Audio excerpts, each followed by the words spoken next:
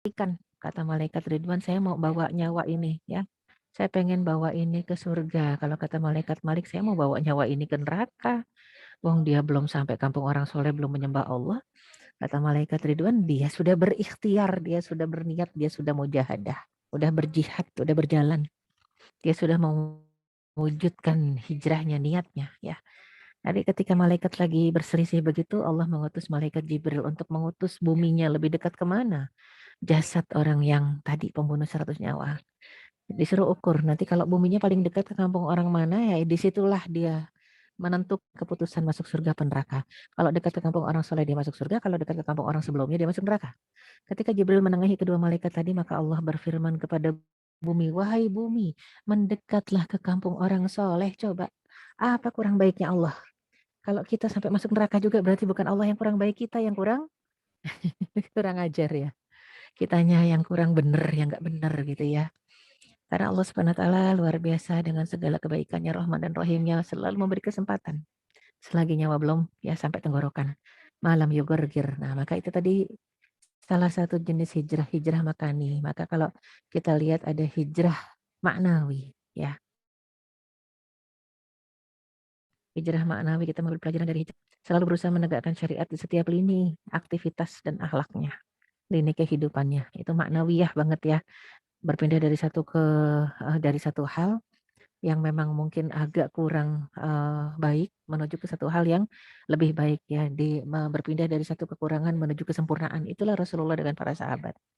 Nah, makanya kita lihat Rasulullah SAW mungkin seumur hidup hanya sekali cemberutnya, yaitu kepada Abdullah bin Umi Maktum. Ketika Allah sudah tegur, abasa wa tawalla an ja'ahul a'ma, finish, nggak pernah ada lagi kecemberutan. Kalau kita mungkin cemberut kita ya sekali, 2 kali, 3 kali, 4 kali terus cemberut ya. Kalau Rasul selesai hijrah langsung ketika ditegur. Nah, jadi berusaha selalu menegakkan hukum aktivitas kehidupannya. Berkorban di jalan Allah dengan segala apa yang dimilikinya, harta, nyawa, waktu, tenaga. Menjadikan hijrah sebagai momentum perubahan ke arah perbaikan dalam kehidupan. Senantiasa memuhasabah, mengevaluasi diri lewat tahapan-tahapannya sesuai dengan contoh salafus soleh. Itulah yang namanya hijrah per time, per minute ya. Jadi setiap menitnya itu hijrah. Jadi esensi hijrah itu berpindah tempat, berpindah waktu, berpindah lingkungan, ya, berpindah aktivitas, ya, menjadi lebih baik, berteman dengan orang soleh, menukar pertemanan dari yang enggak soleh jadi lebih soleh, perubahan akhlak dari buruk menjadi baik, peningkatan kualitas ibadah, dari malas menjadi rajin dan semangat gitu ya, pemurnian kualitas tauhid menjadi hamba Allah yang lebih ikhlas dan lebih ridho ya. Itu yang namanya esensi hijrah. Ya, jadinya esensi pindah, esensi berubah, perubahan ya, target kita, resolusi kita yang kayak gitu, berubah terus. Ya, jadi al barakah fil harokah. Keberkahan yang Allah berikan itu dalam gerak, gerak, gerak ya. Jadinya memang harusnya sih nggak usah nunggu beberapa hari lagi ya, detik ini, menit ini, jam ini kita harus menjadi lebih baik. Itu resolusi ya, sebuah tekad, sebuah keinginan. Hari ini, ya jangan hari ini masih kelamaan. Umur gak ada yang tahu, boleh jadi berapa menit ke depan. Oke, menit ini kita harus jadi lebih baik. Ya, harus iringi dengan niat, iringi dengan mujahadah, kesungguhan. Ya, agar Allah ridho. Itu aja yang diharapkan, agar Allah ridho. Ya, ridho dan sabar. Ternyata untuk pindah, untuk ikhlas, untuk mencari ridho Allah, itu kitanya juga butuh ridho dan butuh sabar. Ya, Allah tuh udah teramat sangat sabar loh sama kita yang udah masih banyak kekurangannya ini. Allah sangat sabar sehingga nama Allah yang ke-99 itu adalah As-Sabur, yang Maha Penyabar. Allah sudah sangat sabar kepada kita. As-Sabur, Allah Maha Penyabar. Sehingga kita yang banyak kekurangan ini selalu dikasih waktu untuk taubat, dikasih kesempatan untuk sadar. Tapi kitanya yang kurang sabar, nggak mau sadar gitu ya. Dan kita menyalahgunakan kesabaran Allah Subhanahu wa taala kepada kita, menjadikan alasan, masih belum sanggup, masih lama, kita masih hidup, masih muda, masih kecil kadang kita anggap diri kita belum tua ya, hati-hati, ajal tidak melihat tua. Maka kita harus betul-betul melawan segala hawa nafsu yang mempengaruhi kita untuk masuk ke dalam ya kawasan mujahadah kesungguhan. Lawan ya hawa nafsu yang membisikkan kita, Al-kayyisu man dana nafsahu wa amila lima ba'dal maut, kata Rasulullah sallallahu alaihi wasallam. Orang yang cerdas, yang mandana nafsahu, yang selalu menekan hawa nafsunya, bisikan-bisikan syahwatnya ditepis. Wa amila lima ba'dal maut, dan selalu beramal untuk kehidupan setelah kematian. Itu yang cerdas. Wal ajizu, adapun orang yang lemah, orang yang nggak cerdas, ya, manittaba'a nafsahu hawaha, orang yang selalu ngikutin bisikan hawa nafsunya. Wa tamanna 'alallahi at-tamani, akan tetapi ngarep dari Allah itu dengan angan-angan kosong. Ngarep masuk surga, taat pun tidak. Ngarep masuk surga, ahlul maksiat. Nah, itu namanya angan-angan kosong, ya. Sehingga butuh memang ridho dan sabar untuk bermujahadah ini. Mujahadah butuh ridho, butuh sabar. Ridho dan sabar itu juga butuh mujahadah. Jadi dua-duanya ya. Dua-duanya ini berkejaran, saling mengikat, saling membutuhkan. Maka kita lihat ya, butuh ridho dan sabar. Apakah susah hijrah itu? Susah. Tapi ingat, susahnya itu merupakan ujian. Inna aizamal jaza'i ma'a izamil bala. Sesungguhnya besarnya pahala ya yang Allah berikan kepada kita itu diiringi dengan beratnya ujian, ya. Besarnya pahala diiringi dengan beratnya bala ataupun ujian, ya. Inna izamal jaza'i ma'a izamil bala. Sesungguhnya besarnya pahala yang kita dapat bersamaan dengan beratnya bala ataupun ujian. Jadi tidak berlaku hukum ekonomi ya di dalam pahala. Ya Allah, ujian seringan-ringannya dengan pahala sebesar-besarnya itu nggak berlaku kalau untuk surga. Karena yang namanya surga itu ya sil'atallahil ghaliyah, kata Rasulullah SAW, barang Allah yang sangat mahal. Yang Allah jual dan tawarkan kepada kita ini ya, untuk ditukar dengan bi amwalikum wa anfusikum, untuk ditukar dengan harta dan jiwa, bukan nyawa ya, jiwa. Karena kalau nyawa bagian kecil dari jiwa. Ya, kalau nyawa itu cuma bagian kecil dari jiwa. Kalau udah jiwa itu ya nyawa, waktu, tenaga pikiran, ya kesehatan, ya apalagi semuanya pokoknya. Waktu yang kita punya ya. Jadinya upaya yang kita punya itu jiwa, nyawa masuk dari situ, di dalam situ. Jadi kalau kita dengan Allah, tijarahnya, perdagangannya adalah perdagangan yang tidak merugi ya. Makanya nggak boleh pakai prinsip ekonomi. Nggak boleh mintanya, ya Allah berikanlah ujian sekecil-kecilnya, tapi berikan pahala sebesar-besarnya, nggak berlaku itu. Ya, oleh karena itu penting sekali buat kita untuk memahami konsep pahala. Ya, itu selalu beriringan dengan bala. Jadi kita yang merasakan, aduh berat banget sih ujiannya dalam kehidupan ini itu harusnya bersabar, ikhlas dan ridho, karena pada waktu yang sama Allah Subhanahu wa taala sedang memberikan curahan pahala yang banyak. Inna aizamal jaza'i ma'a izamil bala. Allah Subhanahu wa taala memberikan pahala diiringi dengan beratnya ujian. Berbanding lurus ya. Wa innallaha azza wa jalla idza ahaba qauman ibtalahum, dan Allah Subhanahu wa taala kalau mencintai seseorang atau suatu kaum maka Allah akan berikan bala. Makanya kita lihat hadis lain ya, ternyata asyadun nasi balaan al-anbiya. Tsummal amsal wal amsal. Orang yang paling keras bala dan ujiannya di dalam kehidupan ini adalah para nabi dan orang-orang semisal nabi yang menyeru ke jalan Allah. Kekasih-kekasih Allah itu terberat ujiannya karena Allah ingin memberikan apa, pahala yang besar buat mereka ya. Faman radiya falahur ridha wa man sakhita falahus sukhut. Orang yang ridho ya ketika Allah berikan ujian, maka Allah pun akan ridho dan terbentang luas. Pintunya terbuka luas. Wa man sakhita, kalau yang kesel ngedumel, jutek kalau dikasih ujian oleh Allah, falahus sukhut, maka Allah pun akan murka ya kepadanya. Ya. Oleh karena itu penting nih buat kita untuk ya benar-benar menjaga ya kondisi keimanan kita, stabilitas keimanan kita. Karena sebenarnya buat seorang mukmin dikasih bala, dikasih kesenangan itu dua-duanya sama-sama baiknya. Dengan catatan dikasih bala dia sabar, dikasih nikmat dia bersyukur. Ajaban li amril mu'min inna amrahu kullahu lahu khair. Kullahu khair wa laysa dzaka li ahadin illa lil mu'min. Orang mukmin itu menakjubkan kondisinya. Semua urusannya baik, berpahala buat dia. Tapi kapan itu waktunya? In asobathu sarra syakara fakana khairalah. Kalau dikasih kemudahan, kesenangan, dia bersyukur, itu dia dapat pahala, dapat kebaikan. Wa in asobathu darra sabara fakana khairalah. Dan kalau dia dapat ujian, ya dapat bala, maka dia bersabar, maka itu pun baik buatnya karena dapat pahala juga, berpahala juga ya. Dan juga ini penting buat kita untuk selalu menilik ya, meneliti sisi-sisi hati kita. Apakah kita termasuk orang yang bersyukur dan bersabar ya, bersyukur dan bersabar. Ini dua sisi ibarat saat sekeping mata uang dengan dua sisi yang tidak bisa dipisahkan. Syukur dan sabar gitu ya. Jadinya syukur dan sabar nggak bisa, ada orang yang mengatakan, "Saya orang, yang bisa bersabar, tapi memang kurang bersyukur." Nah itu nggak boleh gitu, ya. Jadi harusnya kalau kita bersyukur ya bersabar, kalau bersabar ya bersyukur.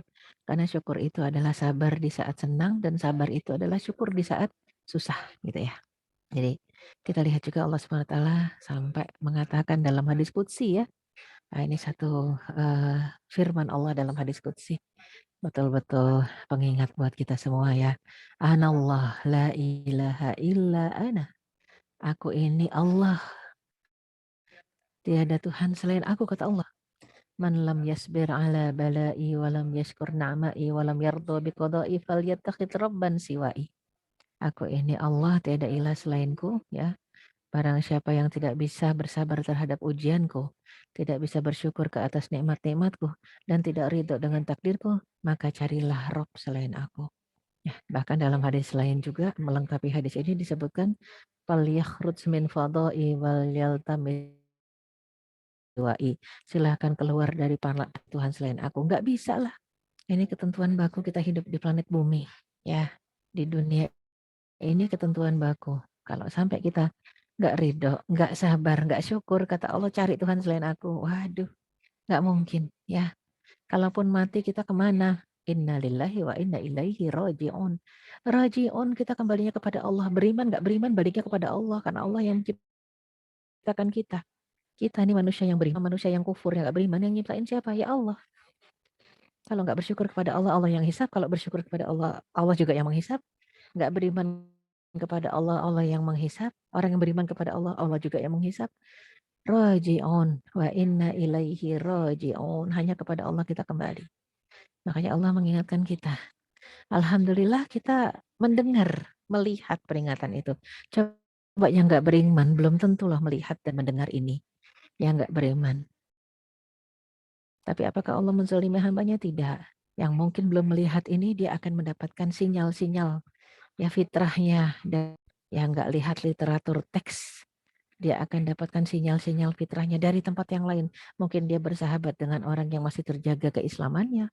Kan semua bayi dilahirkan fitrahnya muslim. Makanya kalau ada teman kita yang non-muslim tiba-tiba pengen ngucap syahadat, begitu ngucap syahadat, kita ucapannya apa? Alhamdulillah, barakallah, welcome back. Welcome back. Selamat Anda sudah kembali kepada fitrah Islam Anda. Loh, emang saya pernah muslim? Iya, waktu dilahirkan. Sampai akil balik. Ya, makanya Rasul mengatakan tadi di awal fa'abawahu yuhawidani au yunassirani au yumajjisani.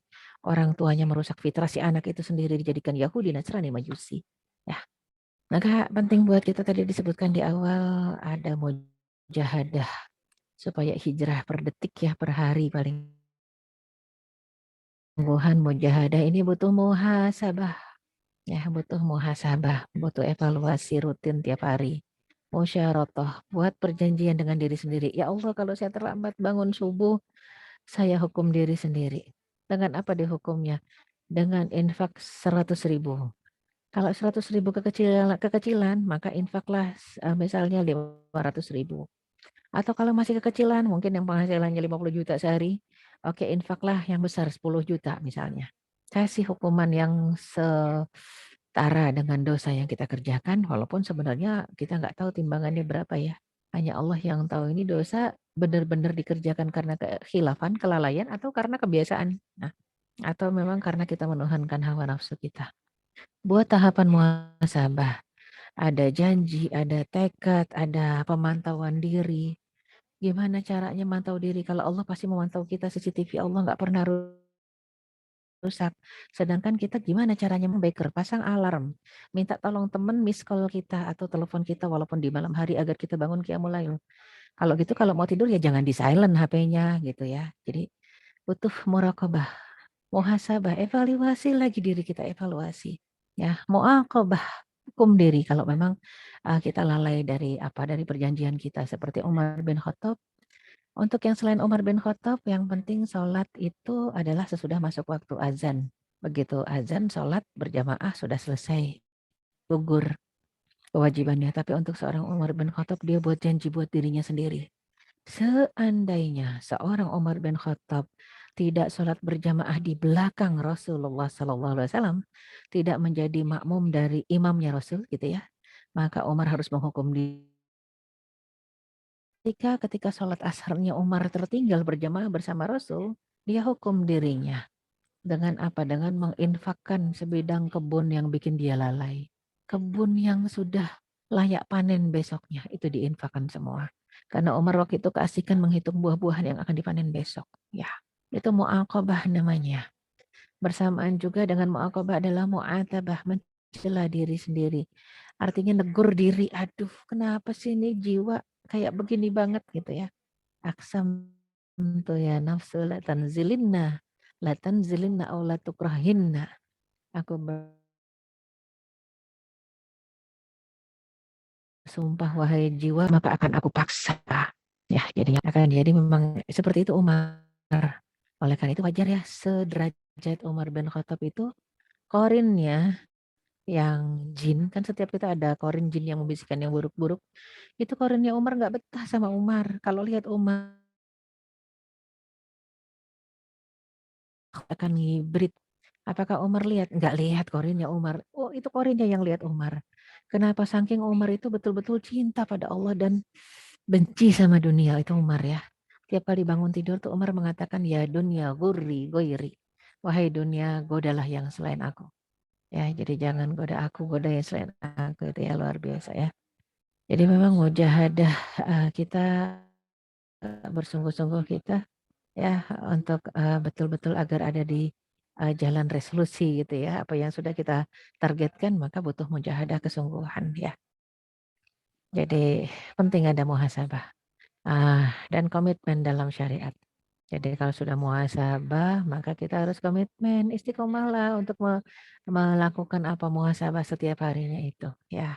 Sebagaimana dalam sebuah hadis dari Abu Hurairah dari Nabi Shallallahu Alaihi Inna dina yusrun walan yushadad din ahadan illa ghalabahu. Fasaddidu wa qaribu wa abshiru wasta'inu bil ghudwah warauhah wa syai'in minad daljah. Ya, hadis komitmen itu gimana caranya? Dari Hurairah radhiyallahu ya. Wa anhu mengatakan bahwasanya Nabi Muhammad SAW bersabda, sesungguhnya agama itu mudah ya. Jadi Allah nggak pernah menciptakan aturan yang susah. Tidaklah seseorang yang persulit agama kecuali dia akan dikalahkan. Semakin berat dan sulit. Artinya apa? Kadang-kadang ada orang yang saklek ya.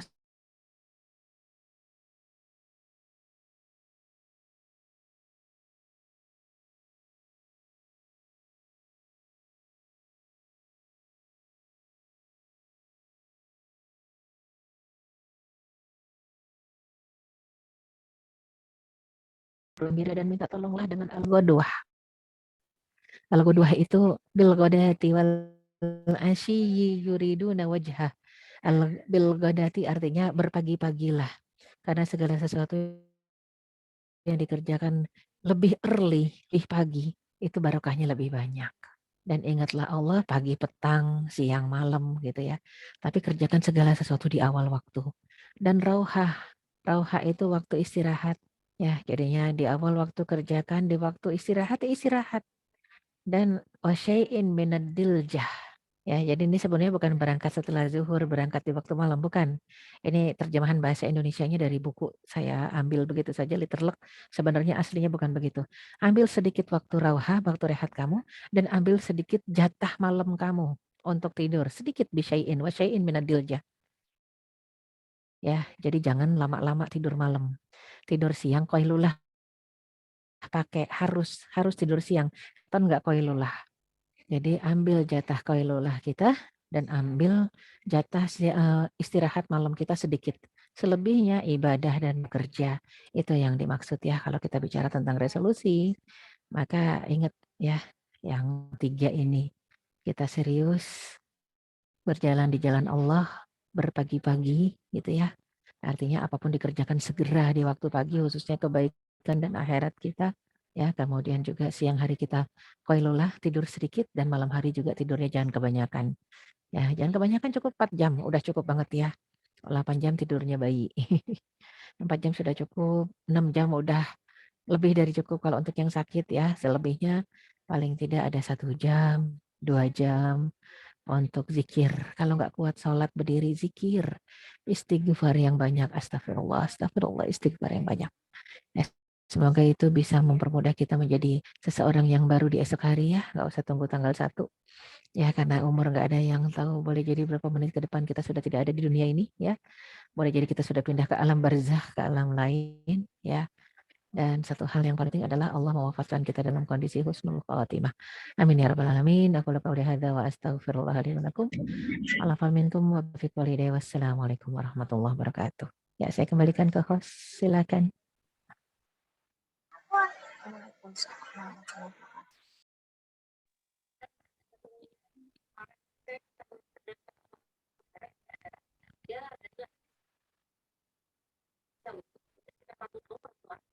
Ya, silakan.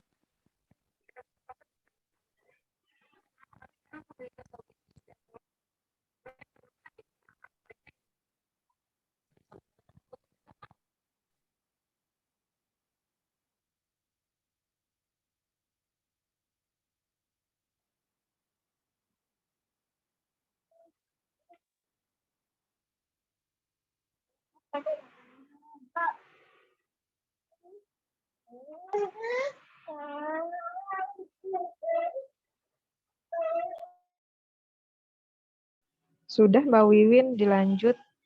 Kata ustazanya sudah. Di unmute. Di mute. Gimana sih?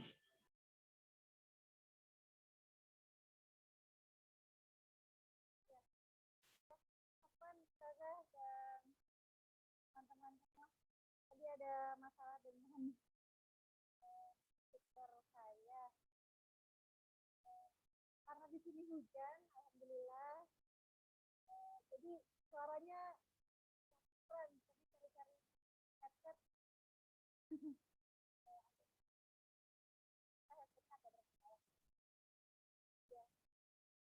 Tapi tadi yang terakhir, alhamdulillah.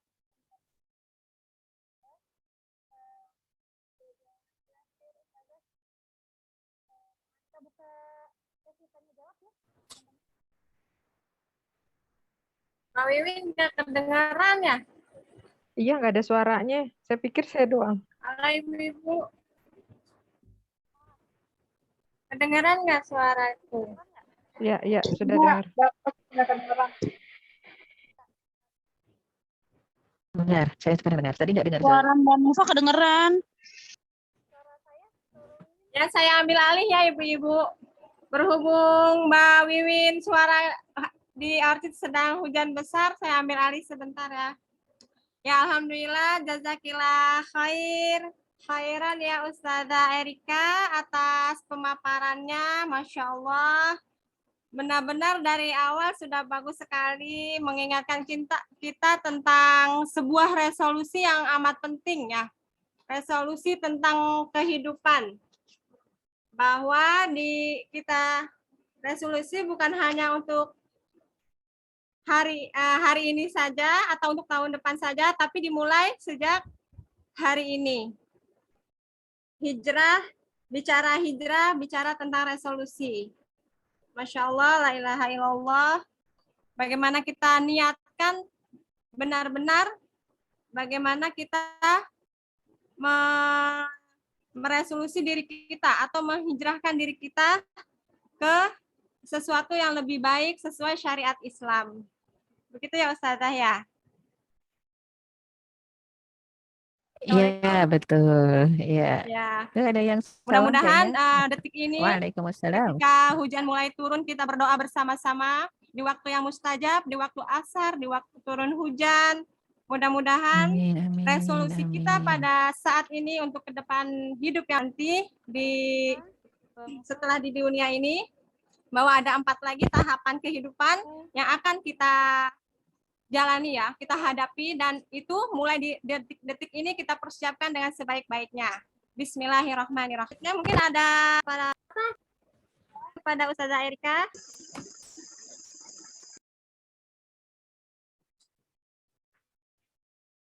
Ada buah Ya, buku boleh dong Mbak? ya Mau kepada tanya? Bunda.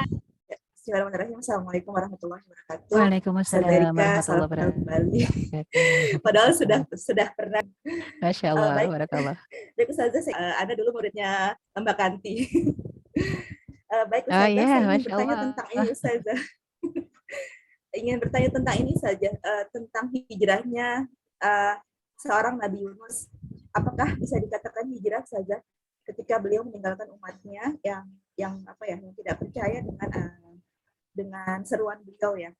Kalau misalnya umatnya Nabi Yunus itu kan langsung ketika ditinggalkan oleh Nabi Yunus kan langsung ditunjukkan kekuasaan Allah ya Ustazah ya. Nah, bagaimana jika mungkin Ya, dengan kondisi sekarang misalnya ada yang seperti solehnya seperti misalnya orang baik gitu ya, tapi meninggalkan tempat-tempat yang dimana itu diharuskan untuk didakwahi ya, tapi orang yang didakwahi itu diberikan ujian istidraj gitu loh Ustazah. Itu bagaimana ya Ustazah? Artinya apakah ya kita kan bukan seorang Nabi Yunus ya yang langsung ditunjukkan gitu kekuasaannya Allah. Bahkan Nabi Yunus sendiri pun yang sekarang kita lihat ya. ya bahkan langsung diberikan Nabi Yunus kan ya? teguran Itu ya, penting buat kita. Benar ya. Seperti Itu dia penting buat kita untuk jadi itu Ustazah ya. melihat kondisi Nabi Yunus apa yang terjadi. Iya. Suara saya terdengar nggak? Dengar Ustazah. Terdengar ya. Coba kita lihat Nabi Yunus.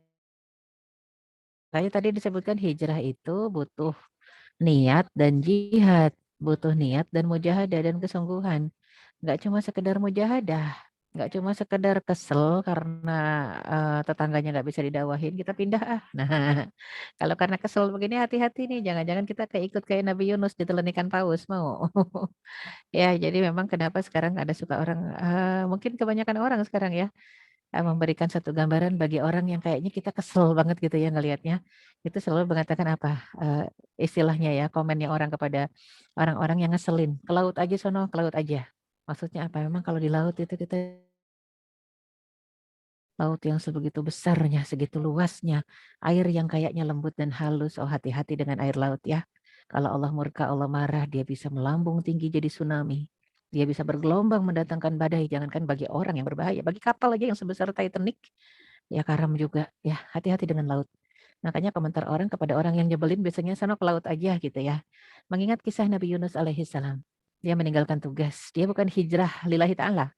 Dia hijrahnya bukan lillahi ta'ala itu. Makanya dihukum oleh Allah Subhanahu wa taala. Alhamdulillah namanya nabi, rasul pasti punya kelebihan. Kelebihannya apa? Ahlu zikir, ahlu tasbih. Makanya kita kenal sekarang istilah tasbih Nabi Yunus. La ilaha illa anta subhanaka inni kuntu minadz zalimin, ya. Tasbih ini yang menyelamatkan Nabi Yunus sampai Allah mengatakan laulaka nabiyal musabbihin lalabisa fi batni hut ila yaumi yub'atsun. Kalaulah Yunus nih, Nabi Yunus nih kalaulah bukan termasuk orang yang biasa bertasbih, maka akan aku biarkan dia di dalam perut ikan paus sampai hari kiamat kata Allah.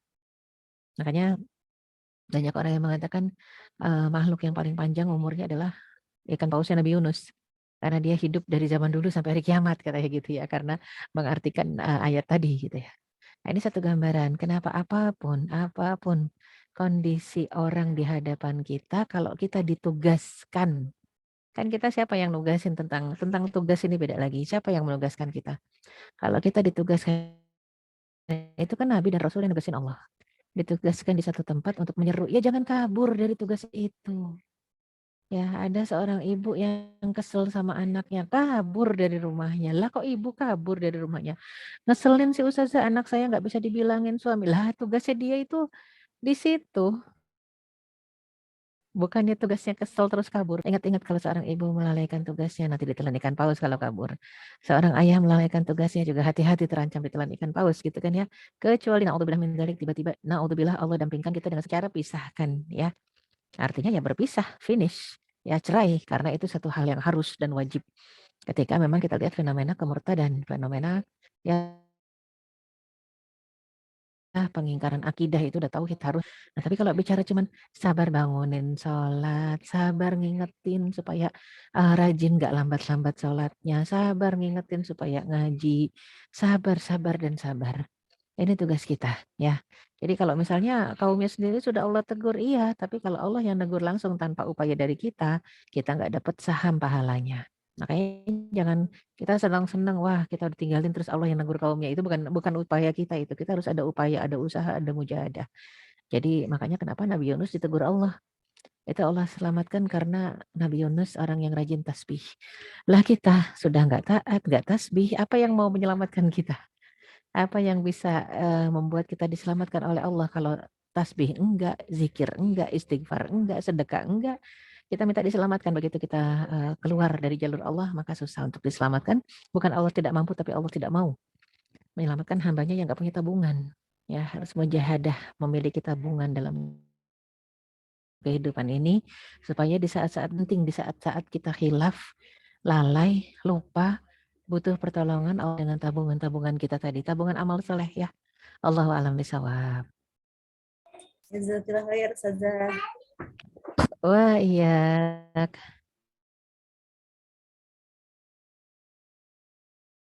Ya, terima kasih Bu Erna. Ada pertanyaan lagi di chat ya Ustazah. Dari Ibu Meti Kurniasari. Izin bertanya Ustazah, bagaimana Ya, boleh dengan dibacakan. Ya. ya, bagaimana dengan seorang yang sudah hijrah, namun dia kembali melakukan maksiat, kemudian taubat, kemudian maksiat lagi, seperti ada tarik menarik antara yang futur kali ya, futur dan takwa. Bagaimana nanti kedudukannya di sisi Allah? Begitu.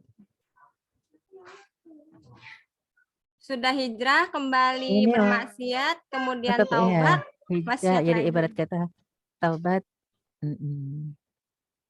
taubat kumat, taubat kumat, taubat kumat gitu ya, tomat ya. Gimana untuk kondisi tomat nih, taubat kumat, taubat kumat, taubat kumat. Lah itulah manusia. Makanya kenapa taubat itu dibutuhkan yang nasuha, yang benar, bukan yang kumatan. Ya, bukan yang kumat-kumatan. Makanya kenapa Allah Subhanahu wa taala mengatakan ya ayyuhalladzina amanu tubu ilallahi taubatan nasuha. Wahai orang yang beriman. Lah ini orang beriman yang diminta taubat. Emang orang beriman berdosa? Iyalah orang beriman juga manusia, ya. Makanya disebutkan ya ayyuhalladzina amanu. Hai manusia yang beriman. Yang lain ada manusia yang enggak beriman, susah disuruh taubat.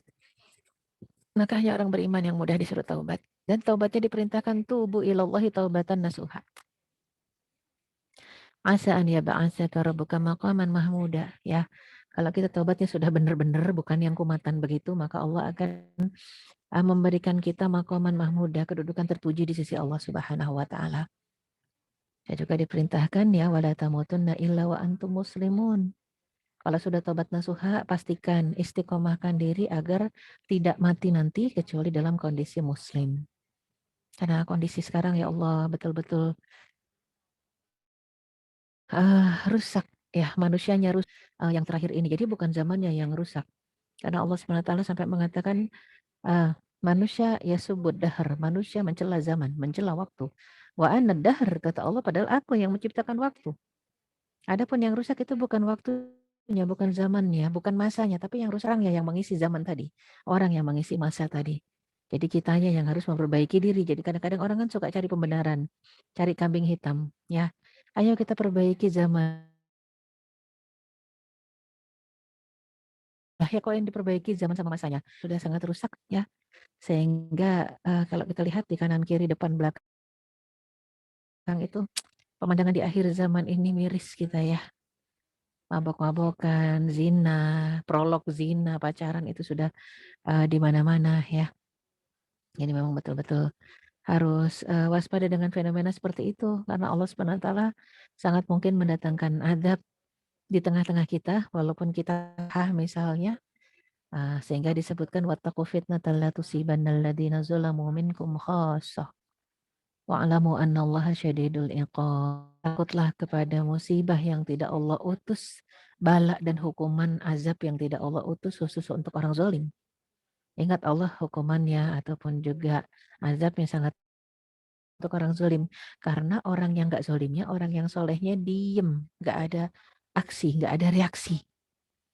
Melihat tindak kezoliman harusnya ada reaksi gitu ya. Harusnya protes gitu kalau ada orang yang dizolimin, belain gitu ya. Jadi kalau kita diem aja ya, naudzubillah min dzalik, Allah akan turunkan hukumannya apapun bentuknya ya, entah gunung meletus, tsunami, gampang buat Allah. Ya dan kita pun kena, naudzubillah min dzalik. Ya. Iya, silahkan. Ada yang ingin ditanyakan lagi? Ada yang ingin ditanyakan lagi pada para umahat? Saya Ustazah Siapa ya? Nurul kedengeran Ya, nggak ya? silakan. Oh, Sorry. Bu Nurul Astri, boleh. Silakan, Bu. Ya, Izin Ustazah, kedengaran. Terdengar. maaf off cam Ya, Ustazah. mangga.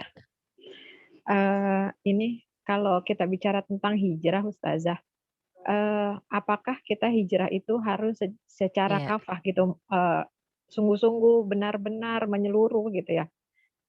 Sebenarnya gini, misalkan ada orang yang memang mau hijrah gitu, mau menjadi lebih baik, mau menutup aurat gitu ya, mau lebih rapi, mau menjadi baik deh dari sebelumnya.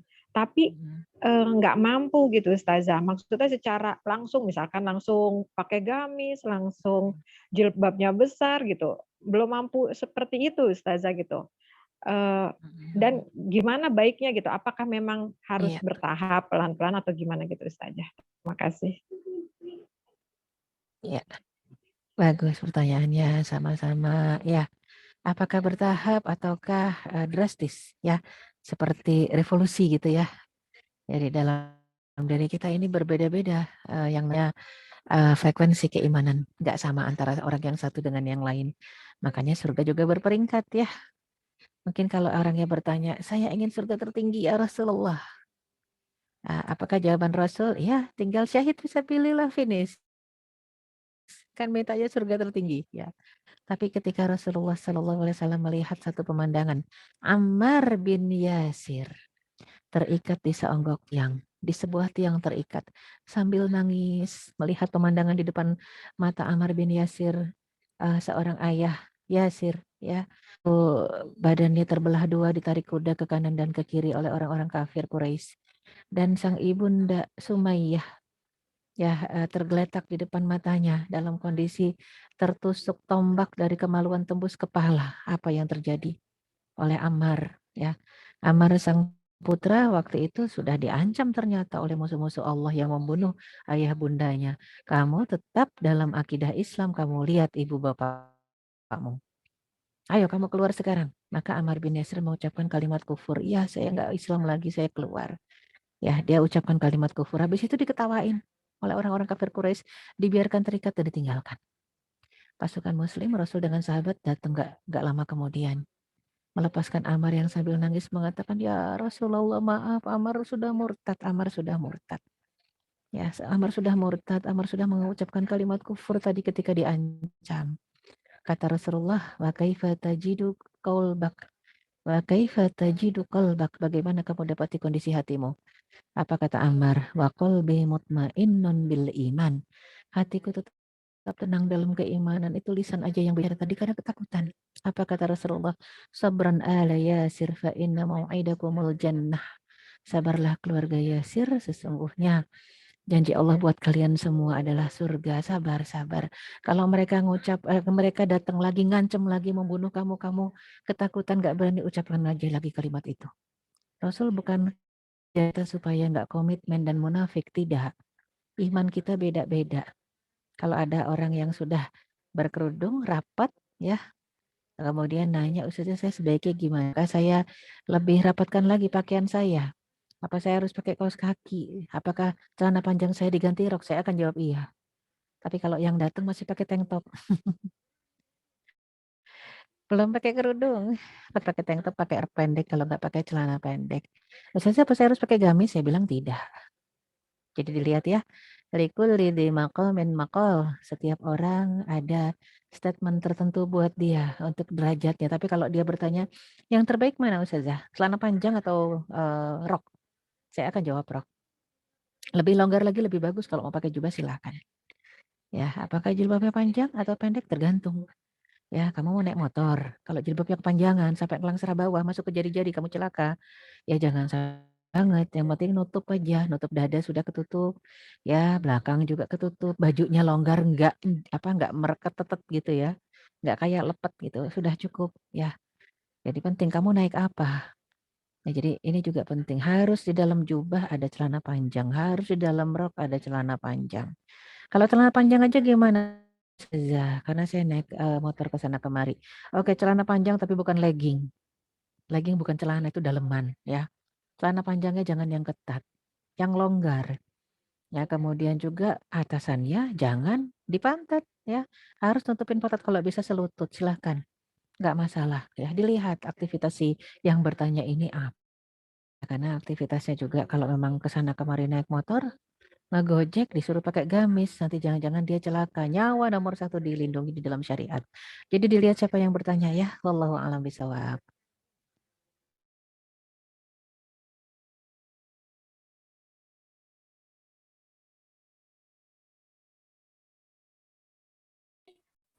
Ya, jazakallah Ustazah. Ya, Sepertinya silakan. Masalahnya. Ada yang mau bertanya lagi?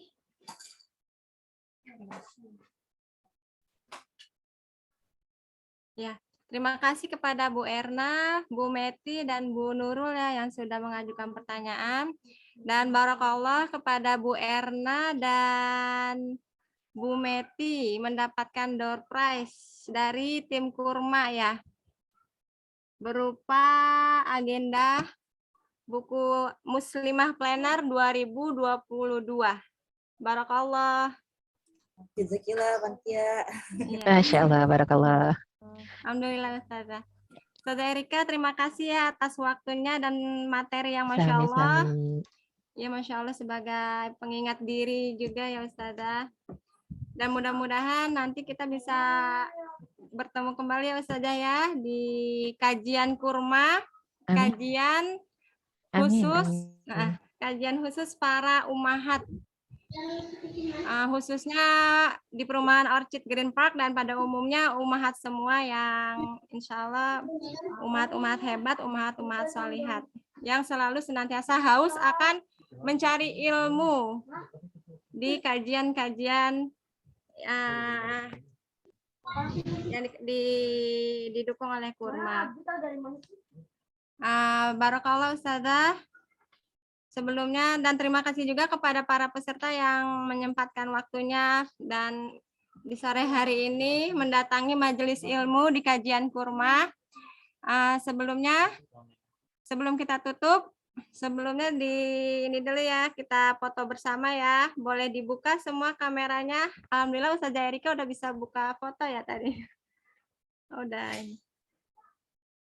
Boleh dibuka ya, kita screenshot dulu ya, kita foto bersama.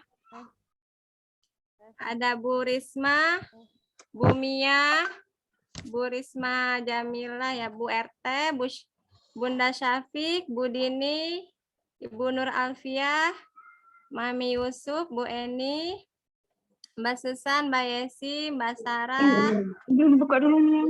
Mbak, Bu Tentri. Ya, Bu Risma nggak apa-apa ya, lagi punya bayi. Ya, ada ini. Bismillah ya. Page 1. Siap-siap. Wahid, Isnain, Selasa. Dia Kaki, permisi kaki.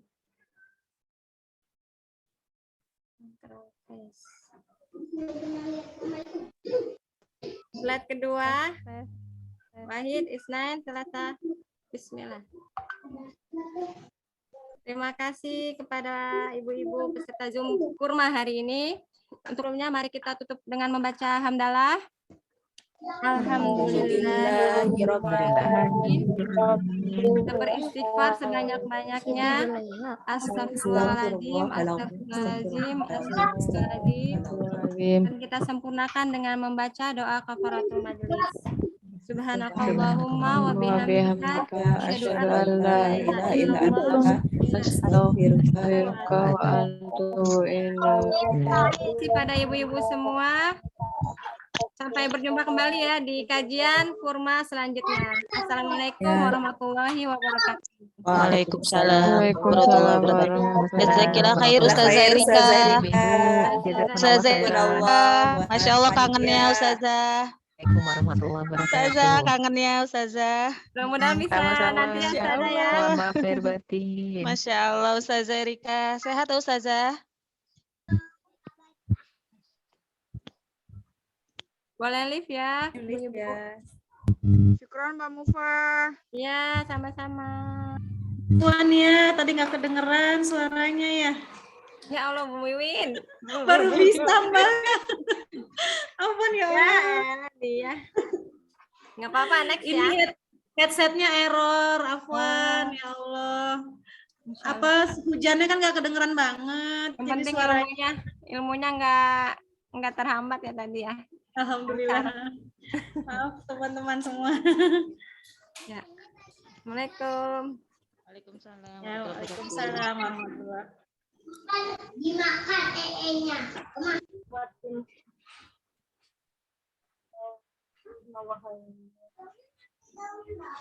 Iya, barang